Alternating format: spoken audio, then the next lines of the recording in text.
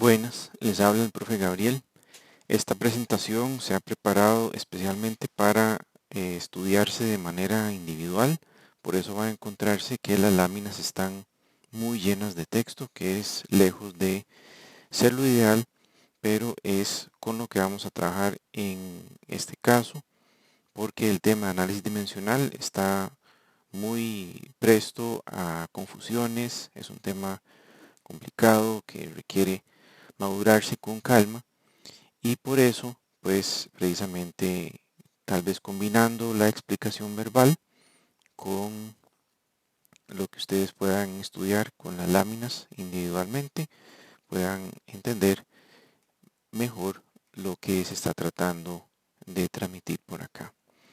Como es recomendable, es consultar fuentes bibliográficas, en este caso es el libro de Dinámica de Fluidos, el de Sengel y Zimbala, la edición 2018, en las secciones 7.3 y 7.4 está desarrollado de manera mucho más detallada, mucho más cuidadosa que en estas láminas el tema, y en la tabla 7.5 se detalla mucho mejor los grupos dimensionales que más se aplican en el tema de mecánica de fluidos.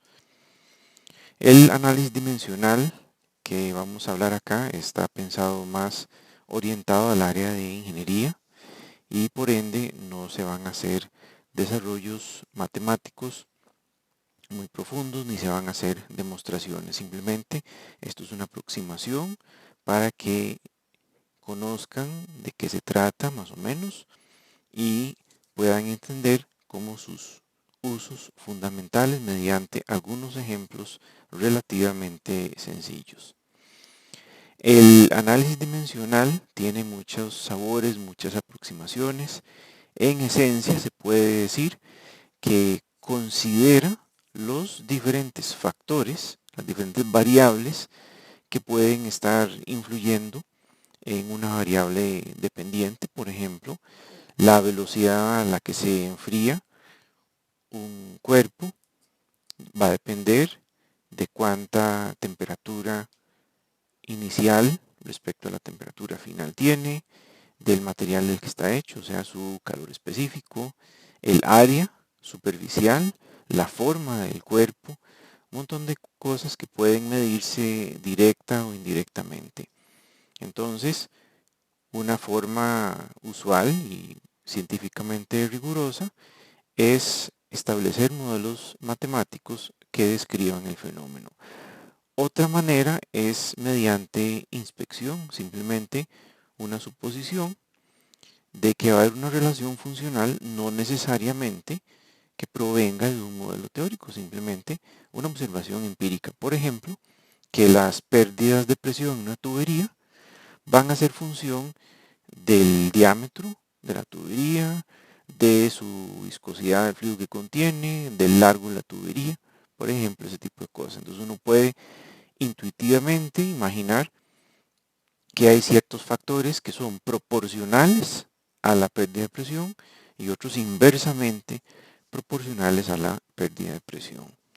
Entonces, si no hay tiempo o no hay posibilidad de generar un modelo teórico que se pueda calibrar, en ocasiones se puede generar un modelo empírico y el análisis dimensional es una forma de llegarle a algunas de estas ecuaciones empíricas. El problema de usar esta aproximación es que únicamente funciona si uno tiene, bueno, ya algún conocimiento previo de qué es lo que uno espera, de cómo haya a comportarse el fenómeno, y además solo sirve si los subcomponentes que aportan al fenómeno son multiplicativos, tal cual les aparece por acá. Por ejemplo, se tiene el caso de un indicador de la velocidad en que está removiendo calor de un cuerpo, el nu, el número de Nusselt, como función de la velocidad del fluido que lo está tratando de enfriar o de calentar, solo que lo está haciendo a través del número de Reynolds. Entonces, estos indicadores sirven para correlacionar de manera ciega a las unidades mediante números adimensionales. Ese Nusselt y ese Reynolds son los dos números adimensionales para no poner calor en watts como función de la velocidad en metros por segundo, sino que quede genérico, quede flexible a cualquier sistema de unidades, se puede poner adimensional. Y ellos dos se pueden correlacionar mediante datos experimentales, mediante mediciones. En este caso, por ejemplo, están graficados los datos de la velocidad de remoción de energía, el Nusselt, como función del Reynolds para diferentes velocidades de rotación, en este caso de un abanico que estaba enfriando el cuerpo. Entonces, como pueden ver, ahí no hay ninguna correlación teórica. Se hizo una suposición que la velocidad de transferencia de calor expresada por el Nusselt es directamente proporcional a la velocidad expresada a través del número Reynolds y a la velocidad de rotación expresado a través de ese omega, con una constante de proporcionalidad C, que la daría el experimento, suponiendo, claro, que de verdad la correlación es potencial, como se expresa ahí. Entonces, por eso las desventajas de este método.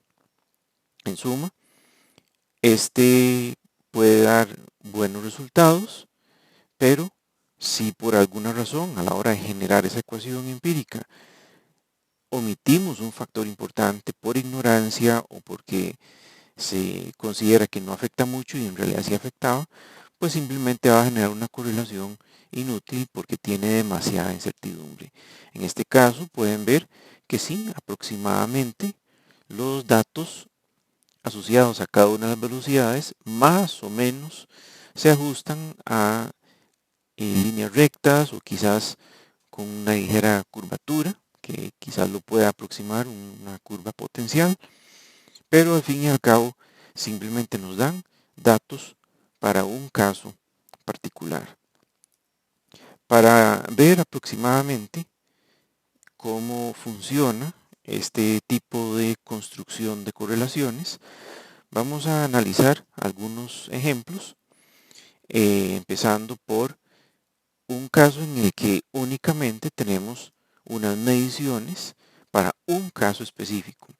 Se toma esto, que pueden ver ahí en el croquis, es un tanque que tiene una cierta sección transversal, que es conocida, se está descargando por una tubería que también tiene una sección transversal conocida, como pueden ver por ahí, y se sabe la altura efectiva de la descarga en el momento inicial. O sea, cuando empieza a descargarse el tanque, estamos a 12.3 metros por encima de la descarga de la tubería. Entonces, esto tiene solución muy fácil teórica. La velocidad de descarga es igual a raíz de 2GH, pero en este caso estamos incorporando el hecho de que por la tubería va a haber pérdidas, por los codos, por la válvula, por el largo de la tubería, y esas pérdidas viscosas no son despreciables. Entonces el modelo teórico no considera esas pérdidas. Entonces, una forma es tomar una medición, poner un caudalímetro, por ejemplo, ahí en el punto de descarga B, y en diferentes instantes, desde el momento en que se abre la válvula, se mide el caudal. Entonces ese caudal debería ir decreciendo con el tiempo. Entonces para ese tanque, con esa sección transversal, con esa tubería, con todas las condiciones iguales, esa curva de caudal en el tiempo no cambiaría. El problema es que esos datos solo servirían para ese caso. Si yo quiero aprovechar esos mismos datos para otros tanques de otra sección transversal, tuberías con otra sección transversal, con otro carácter de pérdidas y sobre todo con otra altura, que esté lleno diferente el tanque, no esté lleno hasta arriba, sino hasta la mitad o lo que sea. Entonces, esos datos pierden validez. Entonces, para hacerlos más universales, se usan grupos adimensionales. Como les hablé antes, el número de Nusselt y el número de Reynolds, para expresar de manera adimensional el flujo de calor y la velocidad, para que sea más universal. Entonces, en el caso del tanque, vamos a dar por conocidos los grupos adimensionales. Más adelante vamos a ver de dónde provienen, cómo se obtienen, pero por el momento vamos a considerar que son conocidos. Entonces tenemos el tiempo adimensional, el pi mayúscula sub 1, y el caudal adimensional, el pi mayúscula sub 2. Entonces, como pueden ver, los dos son grupos que no tienen dimensiones. Si ustedes inspeccionan las unidades de las áreas de gravedad de H, simplemente, y del caudal, claro, simplemente esos grupos pi1 y pi2 son adimensionales. Entonces, ¿cómo se usa esto? Uno transforma los datos. Estos serían los datos que ustedes tienen de la medida directa. Vean que el tiempo está en segundos y el caudal en metros cúbicos por segundo. Entonces se puede construir una curva con esos datos y, como les comentaba hace algunas láminas, eso sería exactamente lo que ustedes verían. Tendrían una curva con una correlación bastante buena en ese R cuadrado para esos datos y serviría bien para ese tanque. Podemos pronosticar bien el comportamiento de ese tanque siempre que la altura inicial en la que se encuentre el nivel del agua y el tamaño del tanque y todas las demás características sean exactamente iguales. Pero esos datos experimentales, los mismos que se usaron para ese tanque, los podemos transformar.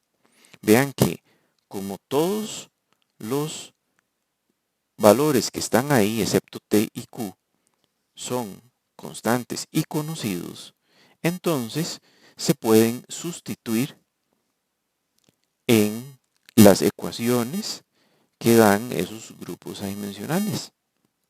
De manera que si en lugar del tiempo en segundos y del caudal en metros cúbicos por segundo, nosotros graficáramos tiempo adimensional contra caudal adimensional, vean que para cada pareja de tiempo, caudal, podríamos transformar esos datos. Entonces, para tiempo igual 0 segundos, con todo el resto conocido, tenemos un valor de pi1. Para tiempo igual 5 segundos, tenemos otro valor de pi1. Y hacemos lo mismo con el caudal. De manera que cuando grafiquemos los datos, va a dar una correlación diferente, pero son los mismos datos. Como ven, el R cuadrado da exactamente igual, porque la dispersión de los datos es idéntica, no va a depender de las dimensiones. Lo que cambia es la utilidad de los datos. Esta ecuación que ustedes ven ahí únicamente le sirve para ese tanque, porque es para esos tiempos y para esos caudales y para ese tanque en particular. Sin embargo, esta otra correlación es mucho más útil porque se puede meter ahí los datos de cualquier tanque. Veámoslo usando la ecuación de mejor ajuste de estos términos adimensionales, como aparece ahí en este contexto. Entonces ahí está, el caudal adimensional es 2443.3 por E a la menos 410.8 por tiempo dimensional. Esos dos grupos adimensionales podemos sustituir la ecuación original.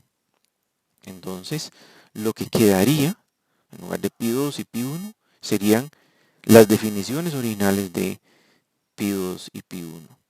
Entonces, vean qué interesante. La ecuación que queda ahí es una de la que yo puedo despejar, por ejemplo, el caudal respecto de todo lo demás.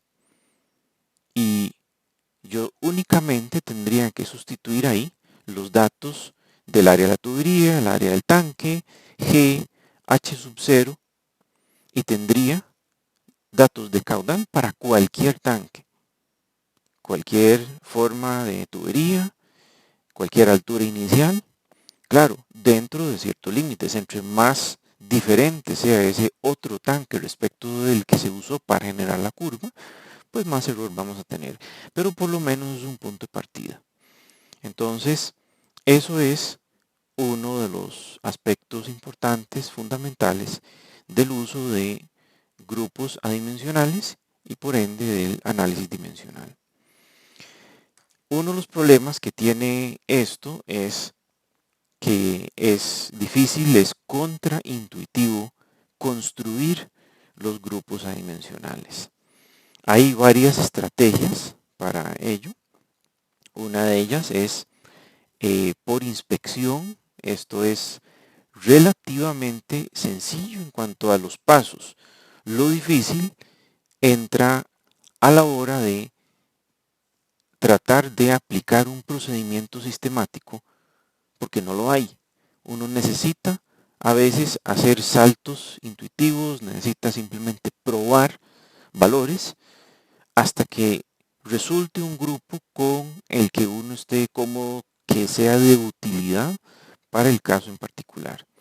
Entonces, lo primero que uno hace es tratar de hacer un listado de todas las variables dependientes o independientes, nos sirva que influyan o no, simplemente una lista de todas las variables que influyen. Me interese cuantificarlas o no, mientras influyan, hay que tomarla en cuenta. Entonces, esta lista puede ser cortita, puede ser muy larga, depende exactamente de qué es lo que estamos analizando. Entonces, se genera o se trata de generar un grupo adimensional suponiendo valores razonables, o sea, valores pequeños, ojalá enteros, y si no, pues fraccionales, para los exponentes. Entonces vean que el grupo adimensional supone que el efecto de cada una de las variables es multiplicativo. Esto no es cierto de manera general, de ninguna manera. Hay fenómenos que dependen de la suma o de la resta o de un exponencial, no simplemente una multiplicación. Pero bueno, esos son uno de los límites de este método. Entonces, la idea detrás de esto es que por cada grupo de unidades básicas que nosotros tengamos presentes y según el número de variables asociadas al fenómeno de interés que uno escogió, se pueden agrupar, se pueden crear un cierto número de grupos adimensionales independientes. Entonces, la mejor forma de ver esto es mediante un ejemplo. Esto es algo que se ha estudiado de forma teórica bastante, pero eso no nos aporta en este momento a lo que andamos buscando, que es la aplicación que tiene el análisis dimensional. Entonces, tengan en mente este hecho por el momento, que es que lo que nos interesa para describir un fenómeno de manera completa, un fenómeno con n variables, yo necesito k grupos adimensionales para poderlo describir completamente. ¿Cuánto es k? Es el número de variables menos el número de unidades básicas, no unidades derivadas, el número de unidades básicas que se necesitan para todas las variables que tenemos ahí conformando los factores de influencia en el fenómeno. Insisto, la mejor forma de empezar a entender esto es mediante un ejemplo. Entonces, digamos que lo que se busca es diseñar un experimento que quiere correlacionar la velocidad de descarga en un proceso de atomización con el diámetro promedio de las partículas que se generan. Entonces, la idea de todo esto es generar los grupos adimensionales para poderlos correlacionar. Va a ser un grupo adimensional que adentro está metido la velocidad de descarga y otro más que adentro va a estar metido el diámetro. Entonces, eso es lo que se persigue, generar una correlación. Esto es un proceso muy complejo, entonces si uno trata de generar ecuaciones diferenciales, por ejemplo, que describan el fenómeno, se van a convertir en una serie de sistemas muy complejos, muy difíciles de resolver, y tal vez no se cuenta con el tiempo ni con la necesidad de un modelo teórico muy preciso. Tal vez lo que se necesita es algo suficiente para cuantificar la relación. Entonces se parte de elaborar la lista. Entonces se sabe que el diámetro de las partículas y la velocidad de descarga son importantísimas. De hecho, es lo que se busca, la relación entre una y otra. Sabemos que la viscosidad va a afectar. Sabemos que la densidad del líquido que se está atomizando y la densidad del medio en el que se propaga ese líquido atomizado, las dos densidades van a afectar esto. Igualmente la tensión superficial, la que forma las gotitas esas, va a afectar. Entonces ellas se toman en cuenta. Entonces aquí, al hacer esta lista y asumirla completa, puede ser que estemos dejando algo por fuera. Puede que no. Entonces, por el momento tenemos esas 7 variables consideradas como las más importantes. Si ustedes me dicen, bueno, ¿y qué pasa con la temperatura? Bueno, sí, puede ser que influya. O puede ser que uno diseñe el experimento de manera que eso no influya, o sea, que se mantenga controlada la velocidad del gas, la temperatura del gas y la temperatura del líquido atomizado, para que esto no sea un factor de influencia a propósito. O tal vez faltó poner la temperatura, tal vez son 8 variables. El punto es que esta es la lista con la que vamos a trabajar. Vean que en los casos en donde nos aparecen unidades derivadas, como el Pascal o el Newton, se descompuso por completo para que quedara únicamente en unidades básicas. Entonces, como pueden ver acá, tenemos 7 variables de influencia, pero solo tenemos 3 unidades básicas presentes, de longitud, de tiempo y de masa, nada más. No hay temperatura, no hay candelas, no hay ninguna otra cosa. Ahí solo hay 3 unidades básicas presentes en todo este grupo de variables. Entonces, lo que se asume es que cualquier agrupación funcional debe ser adimensional, o, como está escrito ahí, es que esa función debe resultar en que alfa 1, alfa 2, alfa 3 y hasta alfa 7 deben ser tales que afecten lo que tienen dentro, el diámetro, la densidad, la velocidad, la otra densidad, la viscosidad, el diámetro de la tubería de descarga, de la boquilla de descarga, perdón, y la tensión superficial. Deben asegurarse que todas juntas, simplemente las unidades que salgan, se multipliquen, se cancelen entre sí, para que ese grupo quede adimensional. El asunto es que aquí tenemos 7 incógnitas. Entonces hay muchas diferentes alternativas para esto. Entonces, para evitar generar demasiadas soluciones, que serían un montón de grupos adimensionales que serían matemáticamente válidos, pero técnicamente irrelevantes para uno, entonces más bien se agrupan las variables de acuerdo a cómo se espera, cómo uno espera, como persona que conoce el fenómeno que se está estudiando, que vayan a afectar la variable principal de interés, en este caso la partícula, el diámetro de la partícula D. Entonces, se sabe que el diámetro de la partícula, no se sabe cómo, pero sí se sabe que eso afecta, que el diámetro de la partícula va a crecer conforme sea mayor la tensión superficial, el diámetro de la boquilla y la viscosidad. Y va a volverse más chiquitito conforme mayor sean las densidades, ya sea del fluido o del gas, y conforme mayor sea la velocidad. Entonces eso lo expresamos de una vez, como ustedes ven en esa ecuación ahí. Claro, acá, como ya estamos poniendo una igualdad, tenemos que agregar una proporcionalidad, esa constante K, necesariamente adimensional, pero también tendremos que determinarla experimentalmente. Pero eso ya es después, cuando se cuente con los datos de las mediciones. En este momento estamos generando el grupo adimensional. Entonces, para efectos de claridad, aquí están mostradas las unidades de cada una de las variables. Por ejemplo, el diámetro solo se da en unidades de longitud.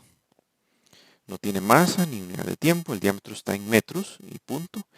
En cambio, vean que las densidades están en unidades de masa sobre unidad de volumen, en otras palabras, kilogramos por metro cúbico, por ejemplo. Entonces el exponente de la masa es 1 y el exponente de longitud es a la menos 3, ¿verdad? Es metros cúbicos a la menos 3.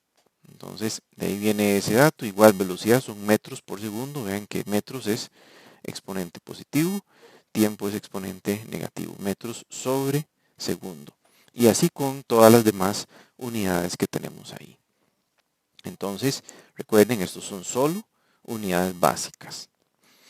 Entonces, para ayudarnos un poco, entonces vamos a tomar la misma ecuación que habíamos generado y la separamos en dos monomios para no tener ese numerador y ese denominador por aparte. Simplemente son dos monomios por aparte.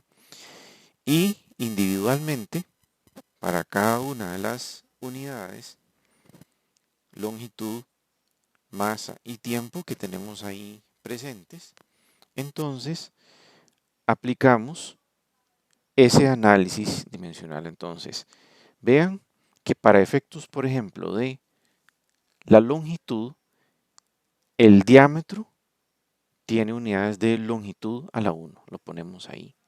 La densidad tiene unidades de longitud a la menos 3, lo ponemos ahí. La velocidad tiene unidades de longitud a la 1. También tiene unidades de tiempo, pero aquí estamos analizando solo la influencia de las unidades de longitud. Luego densidad, otra vez. Viscosidad tiene unidades de longitud a la menos 1. El diámetro de la boquilla, unidades de L a la 1. Y la tensión superficial no tiene unidades de longitud implícitas. Entonces, eso quiere decir que para que esos dos lados de la ecuación sean consistentes, entonces necesariamente la suma de exponentes tiene que ser igual de ambos lados, para que ambos lados al final resulten en un grupo adimensional. Entonces, sumando exponentes, a menos 3b más c menos 3e debe ser igual a menos h más i. Y j pues sencillamente no aparece porque, de nuevo, la tensión superficial no tenía unidades de longitud implícitas. Entonces hacemos lo mismo para las mismas variables, diámetro, densidad, velocidad, viscosidad, diámetro y tensión superficial. Hacemos el mismo proceso de inspección que ya hicimos para longitud, lo hacemos de nuevo para masa y de nuevo para el tiempo. Entonces, estas son las ecuaciones que nos resultan. Si juntamos esas tres ecuaciones, que son puros coeficientes, entonces nos queda un sistema de ecuaciones. Claro, aquí ustedes pueden ver que son solo tres ecuaciones, pero hay 7 incógnitas. Una, precisamente para cada variable considerada. Entonces, como eso resultaría en infinitas soluciones, entonces descartamos aquellas que no nos sirven, no nos convienen o no tendrían sentido. Entonces, para empezar, le damos prioridad a las que son positivas. Eso ya nos limita bastante, pero igual hay infinitas soluciones. Y lo otro es que se le da preferencia a números enteros, los que tienen que ser. Si hay alguna fracción, algo así, no importa, es totalmente aceptable. Pero uno trata de darle preferencia a eso porque sencillamente la ecuación va a dar más sencilla de utilizar. Y luego, también queremos que sean números enteros bajos. Entonces, hay que suponer, de estas 7 incógnitas, hay que suponer algunas. Entonces, por conveniencia, se pueden suponer, por ejemplo, B, E, A y H. Se pueden suponer como la unidad, que es lo más sencillo, y también J se puede suponer 1. Entonces, con esas 4 conocidas ya nos quedan suficientes ecuaciones y suficientes incógnitas para que se pueda resolver explícitamente. ¿Qué resulta en ese grupo que ustedes ven ahí, esa solución completa? Entonces, como esta es una solución real, una solución conveniente, entonces utilizamos estos valores, utilizamos los valores de esta solución en estas ecuaciones que ustedes ven ahí, diámetro a la A, ρ a la B, velocidad a la C y demás, las utilizamos en la ecuación, ya la construimos. Entonces, como ustedes pueden ver, el que correspondía al coeficiente de D era A, por ende D quedó a la 3 y así con todos los demás. Claro, esto tal vez no es la forma ideal, pero no importa. Simplemente, como nosotros vamos a querer una correlación entre el diámetro y la velocidad, que es lo que andábamos buscando, entonces sacamos ahí la raíz cúbica. No importa que K cambió. De todas maneras, es un factor de proporcionalidad que va a salir de los experimentos. Pero vean que sin necesidad de hacer experimentos por el momento, generamos solo buscando una relación entre las unidades, ya una ecuación que correlaciona las variables que andamos buscando y sin despreciar la influencia de otros factores. Entonces, esto no es una ecuación diferencial, no se hizo un análisis teórico, se hizo una suposición. Se hizo una suposición de que los factores de influencia iban a ser multiplicados entre sí de alguna manera y afectados con una potencia, iban a resultar en la correlación que necesitamos. Esto no necesariamente es cierto, pero por lo menos nos da una primera aproximación. Y en todo caso, el experimento es el que manda. El experimento es el que dice si cuando tengo los datos, por ejemplo, haciendo cambios en la velocidad y en el diámetro de la boquilla, y por qué no, también en las otras variables, digamos, se puede cambiar el fluido, con lo que cambiaría la viscosidad y la tensión superficial. Podríamos ver si de verdad los datos experimentales se ajustan a una ecuación que tiene esta forma. Si la tiene, nos sirve. Y si no, entonces nos guía a que mejor buscamos otro método o busquemos alguna variable que dejamos por fuera. Por lo demás, lo que se necesitaría en adelante es como lo que había para el caso del tanque. Lo que se necesitaría sería únicamente unos datos experimentales que ajustar a ver si corresponde. El método de inspección tiene algunos problemas, principalmente la etapa de asumir las variables de influencia y también, por supuesto, a la hora de tener que elegir cuáles de los exponentes vamos a asumir arbitrariamente. Puede ser que con hacer eso estemos perjudicando el eventual ajuste a los datos experimentales. Entonces, hay otro método que es precisamente el que propone el libro de texto que mencioné al principio de estas láminas, el Cengel y Zimbala del 2018, que se llama el método, al menos los autores lo llaman como el método de variables repetidas. Estos son los pasos que ellos mencionan. Vean que hay algunos factores que se comparten con el método de inspección, pero es un poquito más sistemático. Entonces, para el caso en que quieran fijarse con más detalle en más o menos en qué consisten cada uno de estos pasos.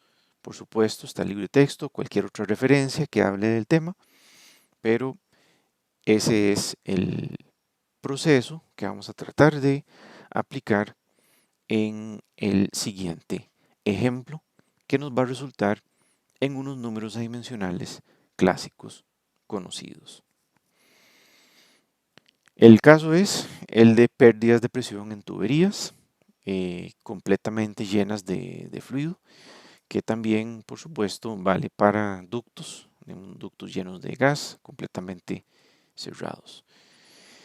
Entonces, las suposiciones asociadas a este grupo de variables que vamos a preparar en la siguiente lámina es que el flujo es incompresible, la velocidad es tal que está lejos de la velocidad del sonido en el medio, no es un caso transitorio, está a velocidad estable, la tubería es rígida, ella no se estira mucho de manera significativa o sensible respecto a variaciones de presión en el fluido, su diámetro es constante y por el momento simplemente es una tubería de un largo determinado, es una tubería recta.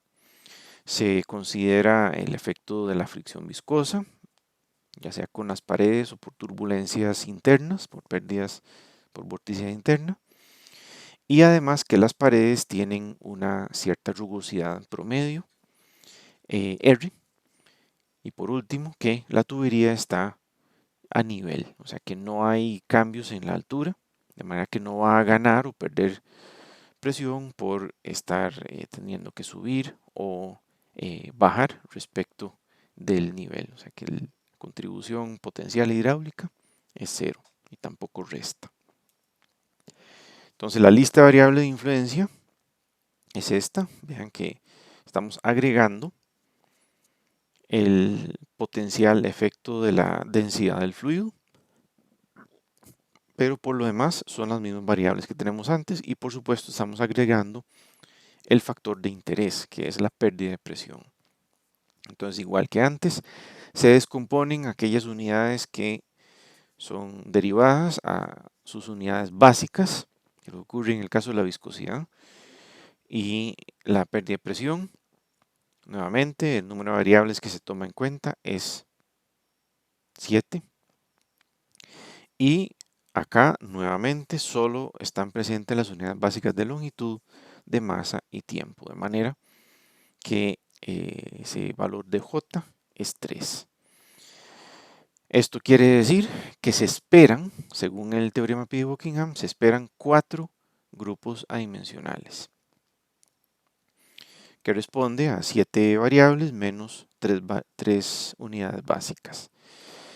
Entonces, se describe el grupo adimensional genérico como cada una de las variables de influencia elevado a un exponente, eso es alfa 1 hasta alfa 7, y de una vez, ya por conocimiento previo y precisamente para reducir las incógnitas y tener que estar asignando arbitrariamente menos menos exponentes, entonces se usa uno de los grupos adimensionales ya conocido, como les decía, que en este caso es la rugosidad relativa.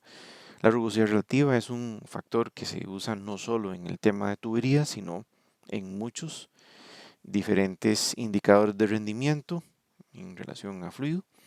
Entonces es razonable y como pueden ver es adimensional. Entonces el primer grupo adimensional corresponde a que todos los exponentes son 0, excepto el de D, que es menos 1, y el de R, que es 1. Entonces el grupo pi1 se llama epsilon, rugosidad relativa, y es R entre D. Ya tenemos 1 de 4. Entonces esto nos permite, para los demás grupos, deshacernos momentáneamente de ese valor de alfa 3, como ya consideramos la rugosidad absoluta como uno de los grupos adimensionales, entonces alfa 3 lo hacemos 0. Nos queda entonces el potencial para los otros 3 grupos adimensionales. Entonces, generamos el que corresponde a las unidades de longitud. Entonces analizamos el grupo adimensional genérico, que tiene subíndice sub i todavía, cómo lo están afectando, cómo está haciendo contribuciones la longitud. Entonces la longitud de la tubería tiene unidades de longitud, el diámetro tiene unidades de longitud, la pérdida de presión, la componente de longitud está a la -1, como ustedes pudieron ver en la descomposición en unidades básicas.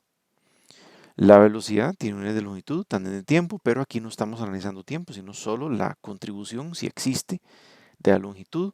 La densidad son masa por unidad de volumen. Entonces, esa por unidad de volumen es longitud a la -3. De nuevo, ocurre lo propio con la viscosidad. Cuando la longitud aparece, está a la -1 en el caso de la viscosidad, como vieron en la descomposición en unidades básicas hace 2 láminas. Entonces, para que lo que respecta a longitud, para que sea dimensional, entonces la suma de sus exponentes debe ser 0. Entonces, esa primera ecuación la acompañamos con un análisis similar que nos genera otras 2 ecuaciones, una que responde al caso de la masa, en que la masa no está presente ni en la longitud ni en el diámetro, por ejemplo. Entonces simplemente los coeficientes no aparecen, los exponentes no aparecen. Pero igual, donde sí aparece la suma de todos los coeficientes al final de dar 0. Lo mismo pasa con las unidades de tiempo, como ustedes pueden ver por ahí. Entonces, este sistema de 3 ecuaciones con 6 incógnitas es el que podemos utilizar para generar los 3 grupos adimensionales que nos faltan. Entonces, claro, la idea es escoger valores que nos sirvan para describir, para usarlos con experimentos, con mediciones, como hemos visto antes. Entonces, tenemos que empezar por alguna suposición. Entonces, primero es separando, es omitiendo temporalmente la presencia de delta P.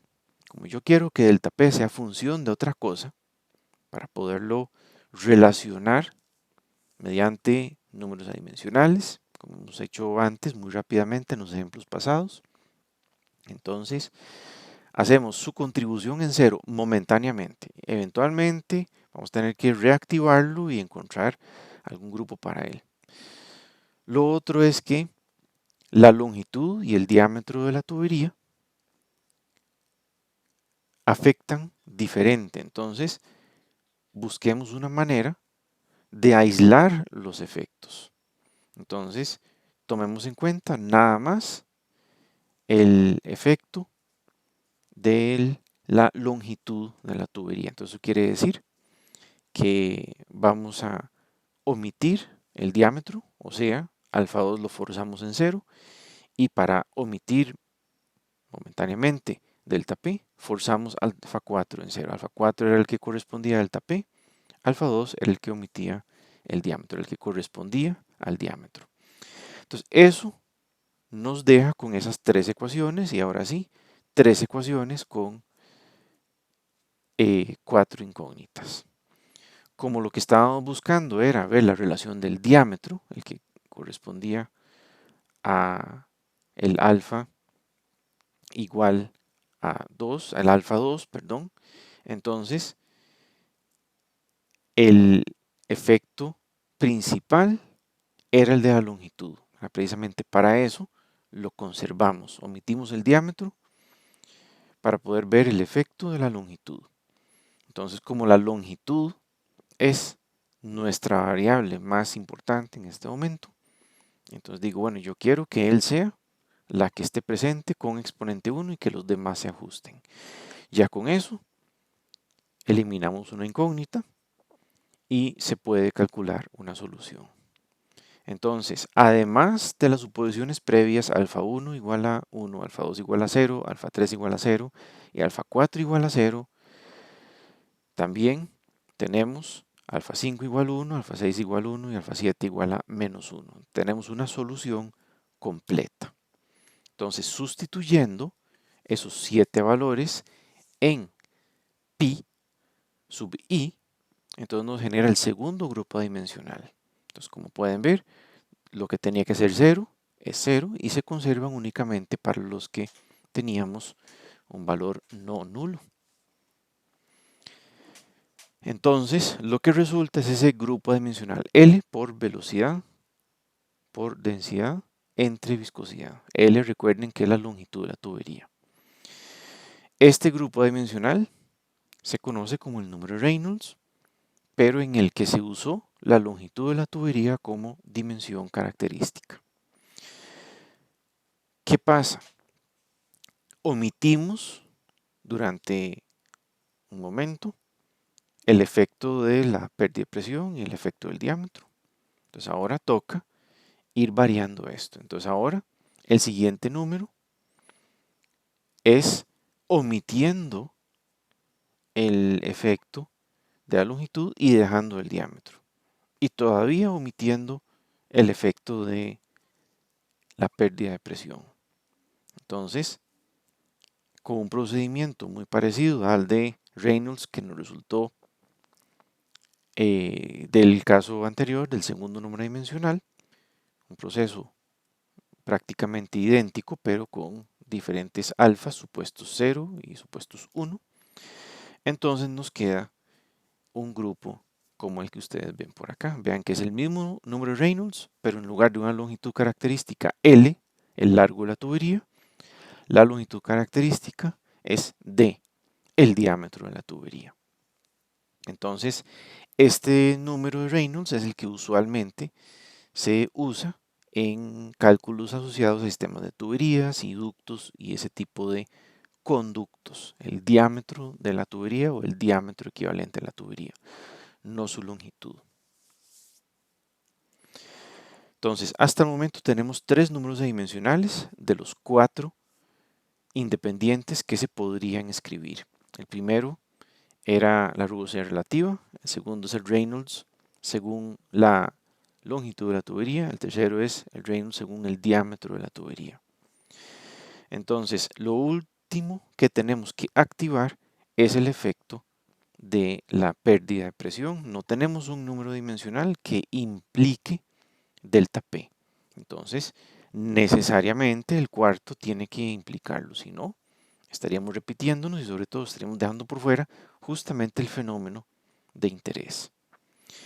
Entonces, para empezar, mantenemos la rugosidad relativa con alfa 3 igual a 0, o sea, la rugosidad absoluta no está contribuyendo. Ya tenemos un número dimensional que implica que tomó en cuenta la rugosidad y se dejan todas las demás variables. Ahora, ¿qué pasa? La viscosidad está contenida en los dos números adimensionales anteriores, los dos Reynolds. Entonces, para simplificarnos la ecuación o el sistema de ecuaciones que nos resulte, también vamos a hacer alfa 7 igual a 0. Entonces, recordemos las ecuaciones originales completas. Vean que ahí están todos de alfa 1 a alfa 7 para unidades de longitud, que es la primera, para unidades de masa, que es la segunda, alfa 4 más alfa 6 más alfa 7, y la de tiempo, que es la última, menos 2 alfa 4, menos alfa 5, menos alfa 7. Entonces, en estas ecuaciones vamos a sustituir estas nuevas suposiciones, alfa 3 igual a 0, alfa 7 igual a 0, y tenemos que saber además que alfa 4, que es el de la pérdida de presión, necesariamente tiene que ser diferente de 0. Entonces, sustituyendo estas consideraciones acá, nos queda este grupo de ecuaciones. Entonces, si vemos, lo que ocurre es que alfa 6 y alfa 5 se pueden despejar directamente, sustituyendo esos valores en la primera ecuación que nosotros vemos acá. Entonces, la ecuación queda alfa 1 más alfa 2 es igual a 0. Tiene infinitas soluciones esto, evidentemente. Entonces, lo más sencillo sería suponer que alfa 1 o que alfa 2 sean 0. Pero no necesariamente. Podría ser al revés. Para que nos sirva de algo, tendría que ser que alfa 1 es 1 o alfa 2 es 1. En cuyo caso, el contrario, si alfa 1 es 1, entonces alfa 2 sería menos 1 o viceversa, sería válido. Entonces, ¿qué es lo que pasa? Es más coherente con lo que estamos estudiando el hecho de que entre más larga la tubería, mayor va a ser la pérdida de presión. Y entre más gruesa la tubería, menor la pérdida de presión. Entonces, eso quiere decir que es razonable que la pérdida de presión tenga exponente positivo igual que el diámetro. Entonces, donde uno crece, el otro va a decrecer. Donde la longitud crece, entonces el delta P va a crecer. Entonces es razonable que delta P y L contribuyan en la misma dirección. O sea, tengan exponentes inverso uno de otro. Eso nos lleva a alfa 1 es igual a menos 1. Entonces, esta agrupación proviene de esa suposición. Claro, no es la forma convencional en que esto se muestra. Esta es la transformación que necesitamos hacer para empezar, para que tenga la forma conveniente para efectos de cálculo. Entonces, lo primero que tenemos que hacer es forzar a que aparezca el peso específico del fluido. Entonces, tenemos que multiplicar arriba y abajo por G. Y además ordenamos D y L para que quede en el denominador, para que quede una relación de longitud a diámetro L entre D. Luego, como la pérdida de presión muchas veces se pone como función de una columna de fluido, entonces acomodamos el término ρg en el denominador debajo de delta P, tal como está agrupado en la ecuación nombrada ahí Pi4. Esto, si le agregamos una constante arbitraria 2, es la forma en que se expresa el factor de fricción para tuberías. Ese 2 se fuerza ahí porque aparece en la ecuación de Bernoulli, que se usa muchísimo en tuberías, y entonces se agregó arbitrariamente ahí, precisamente para facilitar el cálculo de ciertos grupos. Claro, esto era cuando había necesidad de hacer cálculos a mano, no había calculadoras, entonces estos grupos era muy importante pues mantenerlos para reducir la cantidad de cálculos. Ahora eso no se ocupa, pero lo cierto es que sí afecta la definición, no la medición, la definición del factor de fricción. El caso es que ese 2 no afecta a las unidades, va a ser simplemente parte de una constante de correlación.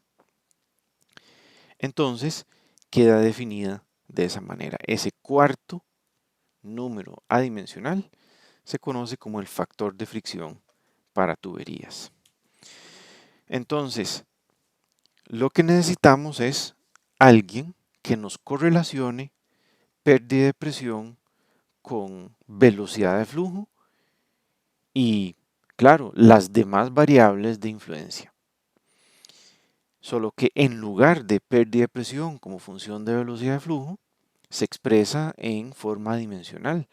Se expresa como factor de fricción como función del número de Reynolds. Entonces, los datos experimentales que corresponden a esto, como pueden ver en esta lámina, corresponden precisamente a esos datos experimentales.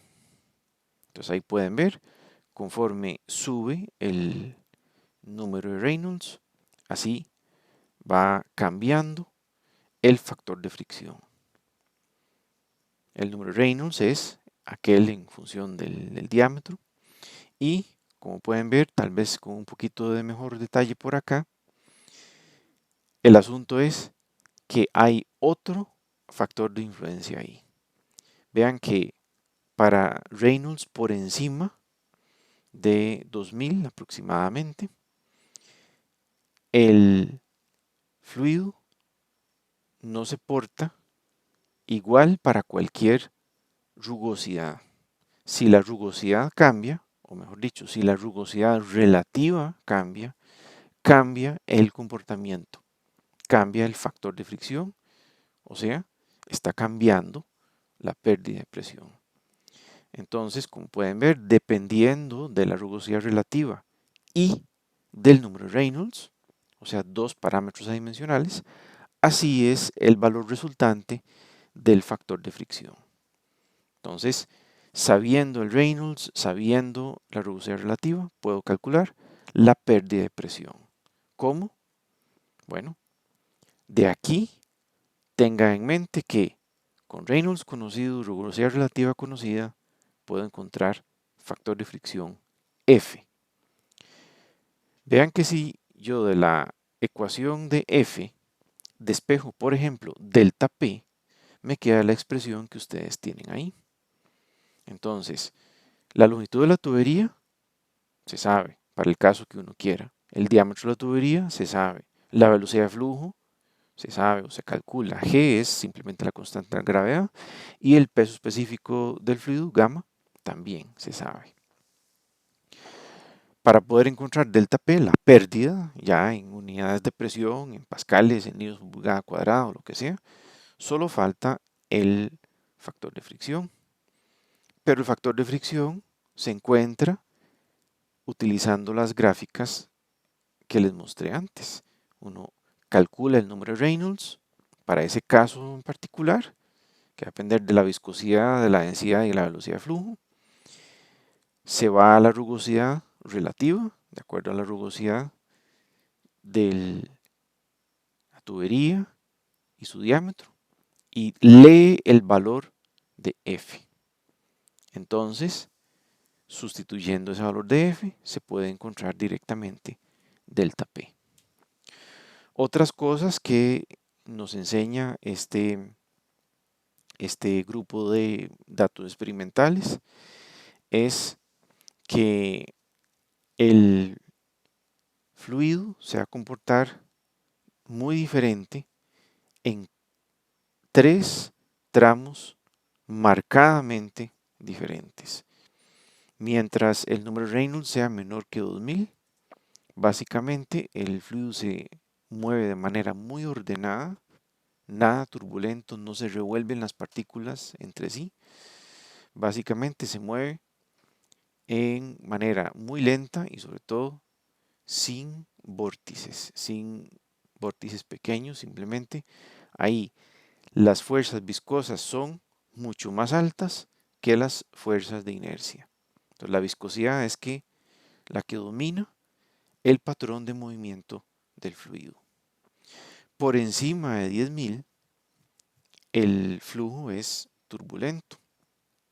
Entonces, ¿qué es lo que pasa? La inercia del fluido es tal que la viscosidad no es suficiente para mantenerlo en una trayectoria ordenada. Se mueve en una trayectoria desordenada, una trayectoria turbulenta. Ahora en medio de 2000 y 10.000 tenemos un problema. El fluido no se porta de una manera consistente. A veces hace una cosa, a veces hace otra. O sea, a veces la pérdida de presión va a ser alta, a veces va a ser baja, para todos los demás parámetros idénticos. Entonces esto en principio uno dice que no tiene sentido. Bueno, resulta que es que un fluido es estocástico, un fluido tiene un comportamiento pseudo aleatorio. Entonces, eso es otra cosa, una observación nueva que resultó de ver los datos experimentales. Este diagrama tal vez es un poquito menos claro, pero es muchísimo más preciso, más detallado en cuanto a diferentes curvas de rugosidad relativa. Y de una vez le indica a uno, hay datos de rugosidades absolutas para diferentes materiales típicos en los que se hacen tuberías o ductos cerrados. Fuera de eso, hay muchos números adimensionales que ustedes van a usar en el tema de mecánica de fluidos, en el tema de transferencia de calor, en el tema de transferencia de masa y va a encontrarse con muchísimos. Estos son algunos de los más usados en la tabla 7.5, el libro de texto que mencioné al principio de esta presentación. Se habla de muchísimos más y siempre son adimensionales y siempre contrastan un fenómeno con otro, un grupo de variables en contraste con otra para ver quién está ganando, quién está perdiendo, qué es lo importante, qué es lo no importante.